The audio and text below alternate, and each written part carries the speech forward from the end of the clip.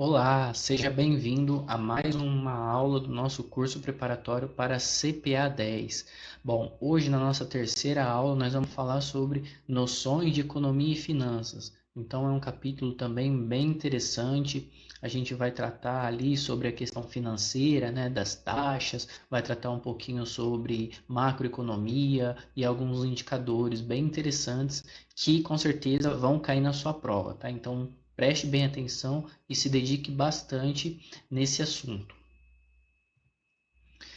Bom, primeira coisa, indicadores econômicos, né? Então, o que são esses indicadores econômicos? Eu coloquei aqui para você. Indicadores econômicos são grandezas que, expressas numericamente, têm como objetivo mensurar o nível de desempenho da economia. Indicadores econômicos para a prova. Características principais de definição: PIB, índices de inflação, taxa de câmbio, taxa Selic, taxa DI e TR.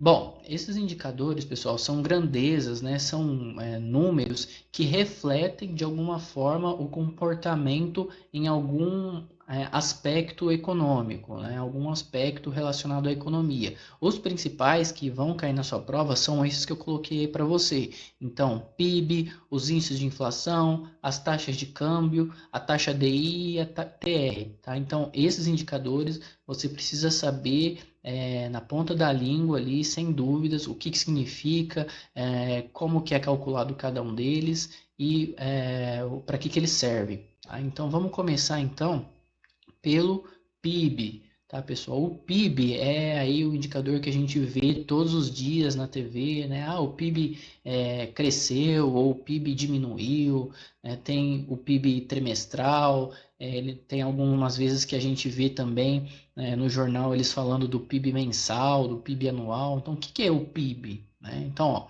a definição de PIB: valor da produção de um determinado país num determinado período, expressa monetariamente o resultado final da atividade produtiva.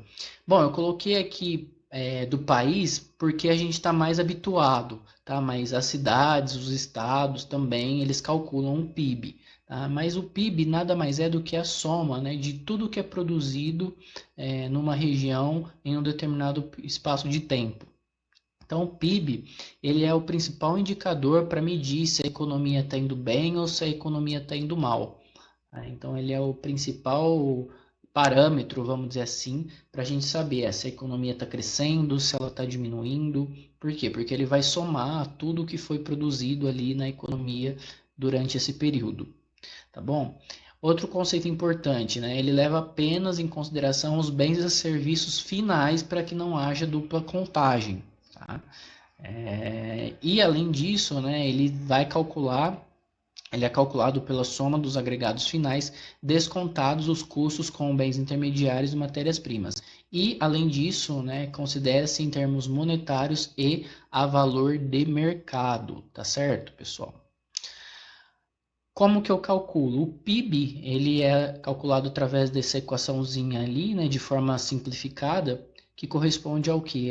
A soma do consumo das famílias, tá?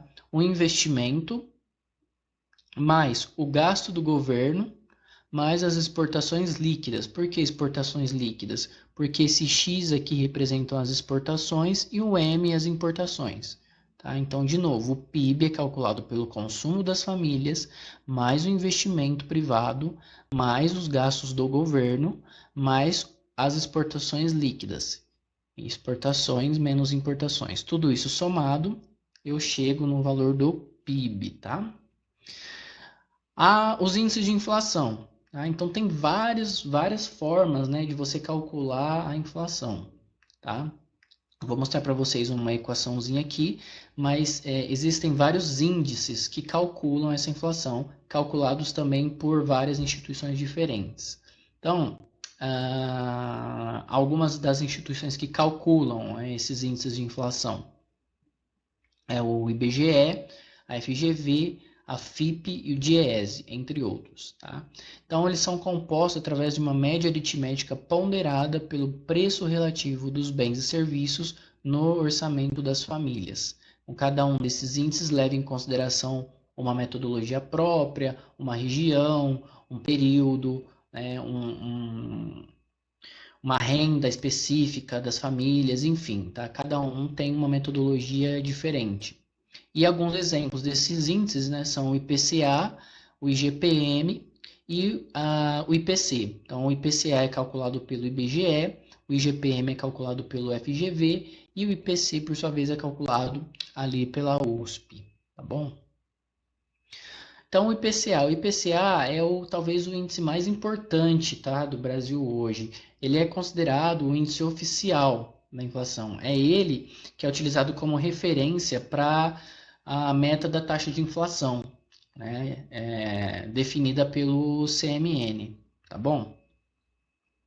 Então, ele é calculado pelo IBGE, né, utilizado como referência para a meta da inflação pelo CMN para o Comitê de Política Monetária, né? Lembrando que o Comitê de Política Monetária ele é aquela conjunto de pessoas do Banco Central, né, que vai definir ali a meta da taxa Selic, sempre vislumbrando perseguir a meta da taxa da inflação do Conselho Monetário Nacional. Então, o Conselho Monetário Nacional ele considera a inflação através do IPCA, tá? Muito importante essa informação, que é calculado pelo IBGE.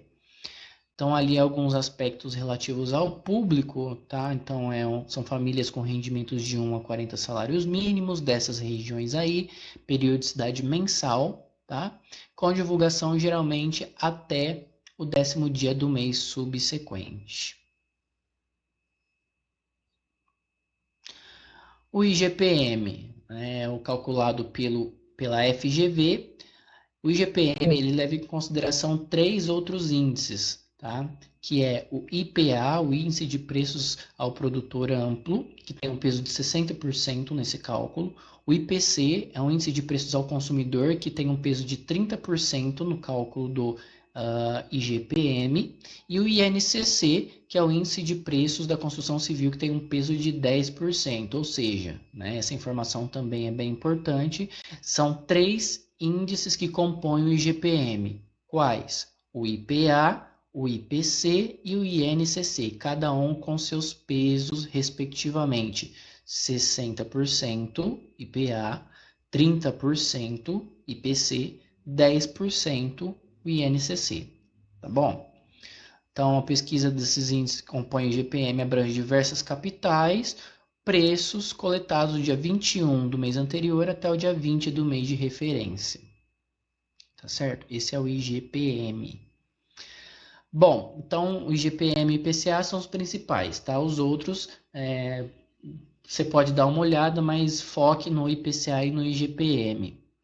Taxa de câmbio. Então, o que é a taxa de câmbio? Tá? A taxa de câmbio é o preço de uma unidade monetária de uma determinada moeda expresso em termos de outra moeda. Tá? Então, a gente vê também todos os dias quanto que está a taxa de câmbio, ou seja, quantos reais valem cada dólar. Essa taxa de câmbio ela pode ser expressa em várias moedas, né? Real por euro, real por dólar, mas a gente mais vê a taxa de câmbio comparando com o dólar, tá bom? Aí nós temos várias taxas de câmbio também, duas principais delas, a PETAX e a taxa Spot. A PETAX ela é calculada pelo Banco Central e ela é uma média das taxas de câmbio praticadas no mercado num período de tempo. A taxa Spot ela é uma taxa de compra e venda de moeda imediata, ou seja, quanto que essas pessoas, né, que fazem a compra e venda de moeda pagam num determinado momento para a compra e venda, para a negociação imediata do dólar. Tá? Então, a PETAX é uma média e a taxa Spot é a taxa que reflete o valor imediato de negociação. Regimes cambiais. Então, os regimes cambiais são câmbio fixo, câmbio flutuante puro e câmbio flutuante sujo. O que é isso? Né? O câmbio fixo quer dizer que é estipulado um valor fixo de troca. Né? Então, você estipula que, por exemplo, cada dólar será trocado por R$ 5 sempre. Tá? Isso seria um câmbio fixo. O câmbio flutuante puro, você deixa o mercado dizer quanto vale cada dólar em termos de real. Né? E o regime de câmbio flutuante sujo, você também deixa o mercado livre, porém com alguns intervalos ali de tolerância, tá bom? Então, esses são os principais regimes cambiais. O Banco Central, tá? Ele é o órgão executor da política cambial. Então ele intervém nesse mercado, né? Comprando, vendendo divisas, que são moeda internacional, tá? Aumentando o nível de reservas dele e, portanto, influenciando também no valor da taxa de câmbio, tá bom? Então, algumas taxas aí que você precisa saber para sua prova. Então, a Selic Meta, como eu já falei para vocês, né? A Selic Meta, ela é definida pelo Copom, tá, pessoal? Que é o Comitê de Política Monetária, que se reúne a cada 45 dias. E nessas reuniões periódicas, o Copom ele decide se ele aumenta ou se ele diminui a Selic Meta. E ele coloca também o chamado viés, né? O viés de alta ou viés de baixa. Tá? Então, se ele acha que na próxima reunião, né, a tendência é aumentar essa Selic meta, ele coloca um viés de alta ali, ou viés de baixa se ele acha que na próxima reunião a tendência é a redução dessa taxa, ou então ele mantém neutro se ele não tem nenhum tipo de viés, ele também pode fazer isso, tá? E a Selic Over é a taxa que é definida pelo mercado, tá? Com a média das operações lastreadas em títulos públicos federais, custodiadas, tá?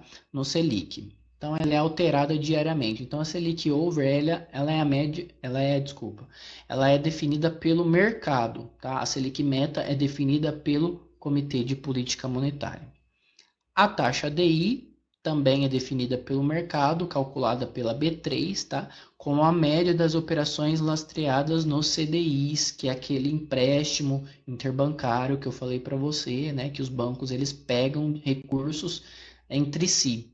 Tá? E o CDI, ele reflete, a taxa DI, ela reflete, tá? A média dessas operações lastreadas nos CDIs dos bancos. E a taxa TR, ela é definida pelo mercado também, calculada pelo Banco Central, aplicando-se um redutor ATBF, que é a chamada taxa básica financeira, que por sua vez é definida pela média das taxas de juros das letras do Tesouro Nacional. Tá certo? Então essas são as principais taxas que você precisa dar uma olhada, estude, grave bem, tá? Porque com certeza alguma delas vai cair na sua prova. Bom, o Copom é o Comitê de Política Monetária do Banco Central. Então, é formado pelos diretores e presidente do Banco Central. O objetivo é a implementação da política monetária, análise do relatório de inflação e definição da Selic Meta e seu eventual viés. Então, esse Copom ele vai se reunir basicamente a cada 45 dias, geralmente dura-se 2 dias, né? Essa taxa geralmente ela é divulgada às quartas-feiras. E ao final dessa reunião se divulga qual é a taxa da Selic Meta, que será vigente até a próxima reunião.